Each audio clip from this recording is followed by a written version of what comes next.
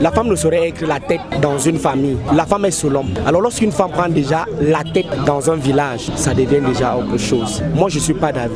Pourquoi? Parce que changer les choses comme ça, c'est pas normal. Succession à la tête des chefferies traditionnelles au Cameroun, le sujet divise à la seule évocation de l'enfant-fille. Pour la majorité des citoyens rencontrés dans la ville de Yaoundé, cette option n'est pas envisageable. Une femme ne doit pas diriger les chefferies traditionnelles.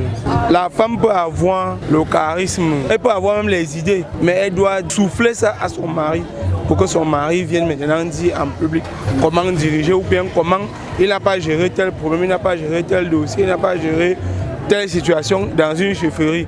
Mais la femme ne doit pas parler dans une chefferie. Il y a pourtant des cas où le chef n'a engendré que les enfants-filles. Que faire dans cette hypothèse? Lorsqu'un chef n'a fait que des filles, maintenant il doit choisir parmi ses filles une qui ira en mariage et que son premier fils garçon reviendra diriger sa chefferie. Si l'enfant est même né de son vivant, il va donc prendre le garçon pour renvoyer chez lui et l'initier à la chefferie traditionnelle. Ce sont les vraies valeurs des Africains.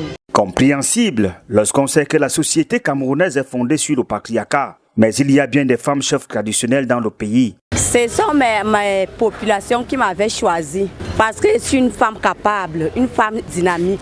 Et ma population avait dit que c'est moi le chef traditionnel du village d'Adjap. C'est mon grand-père qui était d'abord chef. Après, mon père a su.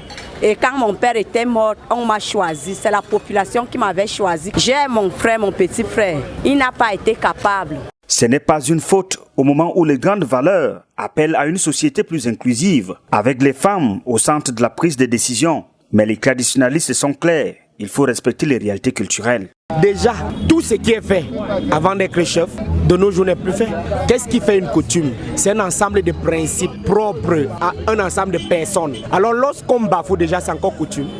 Ne modernisons pas tout. Faisons garder nos cultures pour que au moins nous ayons cette originalité. Et si on étendait le débat au vrai enfant à succéder à son père? Vous savez, on ne doute pas de la maternité.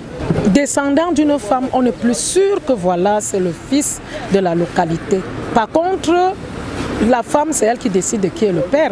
Parce que je suis déjà en train de parler de la succession. C'est une succession sûre, incontestable, parce que la maternité n'est pas à douter. À chacun de conclure le débat.